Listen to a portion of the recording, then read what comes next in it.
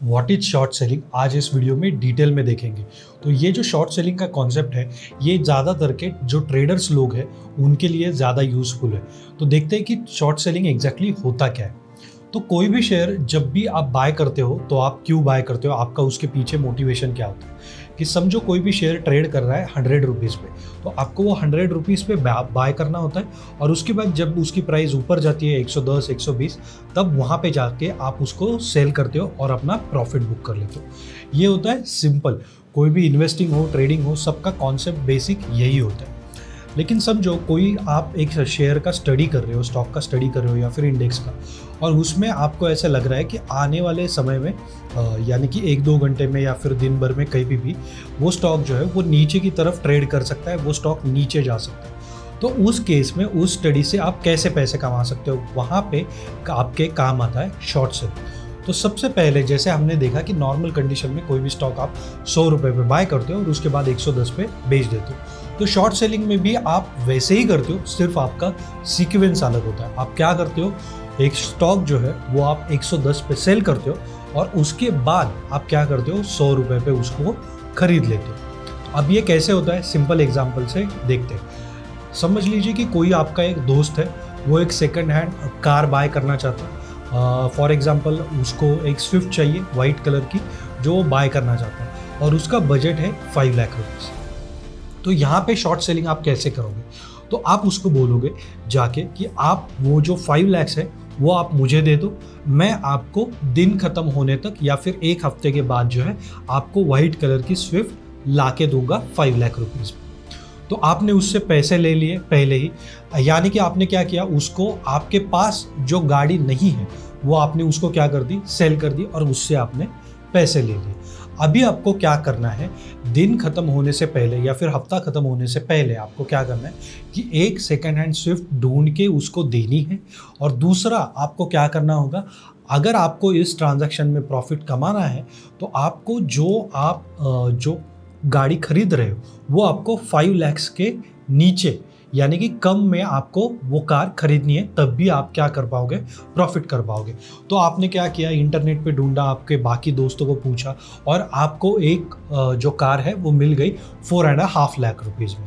तो 4.5 लाख की आपको वो गाड़ी मिल गई। आपने क्या किया, उस आदमी को वो 4.5 लाख रुपए दे दिए और वो गाड़ी आपने खुद के पास ले ली और अपने दोस्त को दे दी। इस बीच में आपने प्रॉफिट कितना कमा लिया, 50,000 का। तो यही सेम चीज़ आप करते हो स्टॉक मार्केट में, तो उसको कहा जाता है शॉर्ट सेलिंग। तो समझो अभी ट्रेडिंग सेशन शुरू हुआ है 9:15 बजे, आपको लग रहा है कि टाटा मोटर्स का जो शेयर है 800 रुपये पे ट्रेड कर रहा है, अभी ये जाएगा 750 रुपये पे। तो आप क्या करोगे, 9:30 बजे ये जो स्टॉक है वो 800 रुपये को सेल करोगे और 3:30 बजने से पहले आपको ये स्टॉक बाय करना होगा 750 रुपये के आसपास, जो भी आपका जो आपका टारगेट होगा उसमें। तो यहाँ पे सिंपल चीज़ आप ये एक समझ लो कि नॉर्मल ट्रेड में कैसा होता है कि जो आपका स्टॉप लॉस होता है वो नीचे की प्राइस पे होता है। मतलब आपने अगर 100 रुपीज़ पे स्टॉक बाय किया है तो आपका स्टॉप लॉस रहेगा 95 रुपीज़ पे और आपका टारगेट प्राइस रहेगा 110 रुपये पे। लेकिन जब आप शॉर्ट सेलिंग करते हो 100 रुपीज़ पे, तब आपका स्टॉप लॉस जो रहता है वो आपका रहता है 105 110 पे और जो आपका टारगेट प्राइस रहता है वो रहता है 95 रुपीज़ पे। क्योंकि शॉर्ट सेलिंग में अगर स्टॉक की प्राइस ऊपर जाती है तो वो आपका लॉस है और अगर स्टॉक की प्राइस जितनी नीचे जाए वो आपका क्या है, प्रॉफिट है। तो ये एक बेसिक डिफरेंस होता है नॉर्मल ट्रेड में और शॉर्ट सेलिंग में, तो ये आपको समझना होगा। अभी हम देखते हैं कि एक बार आपने शॉर्ट सेल तो कर दिया 9:15 9:30 बजे, लेकिन यहाँ पे 3 चीजें हो सकती है। एक तो आप प्रॉफिट में एग्जिट कर सकते हो, जो स्टॉक आपने 100 रुपीज़ पे सेल किया है वो आपको 95 रुपीज़ में आपको दोपहर में मिल जाए तो आप प्रॉफिट में एग्जिट कर सकते हो। दूसरा क्या हो सकता है कि आपको लॉस हो जाए कि आपने जो स्टॉक शॉर्ट सेल किया था 100 रुपीज़ पे वो अभी ट्रेड कर रहा है 105 रुपीज़ पे, तो वहाँ पे आपको लॉस हो सकता है। तीसरी सिचुएशन क्या रह सकती है कि स्टॉक जो है वो किधर भी मूवमेंट ही ना दे, वो 100 रुपीज़ के आसपास जो है वहीं पे ट्रेड करे, तो वहाँ पे ना आपको बड़ा प्रॉफिट होगा ना लॉस होगा। तो ये 3 कंडीशन तो हो गई, लेकिन इन तीनों ही सिचुएशन में आपको एक चीज़ करनी ही होती है और वो ये है कि जो स्टॉक आपने सेल किया है वो आपको कंपलसरी बाय करना ही पड़ता है। क्यों? क्योंकि जो भी आपने सुबह शॉर्ट सेल किया है, तो जिस आदमी ने भी वो शेयर बाय किए हैं उसको शाम को जो है वो शेयर की डिलीवरी एक्सचेंज को देनी ही पड़ती है। तो आपके पास तो शेयर नहीं है, फिर भी आपने सेल किया है, तो एक्सचेंज उस आदमी को जो है वो शेयर कैसे देगा? तो इसीलिए 3:30 बजने से पहले कोई भी सिचुएशन में, फिर चाहे आपको प्रॉफिट हो, लॉस हो, या फिर आप नो प्रॉफिट नो लॉस में हो, आपको शेयर जो है वो बाय करना ही पड़ता है, क्योंकि आपने जिस आदमी को सेल किया है उसको एक्सचेंज को डिलीवरी देनी ही होती है। तो ये आपको समझना होगा।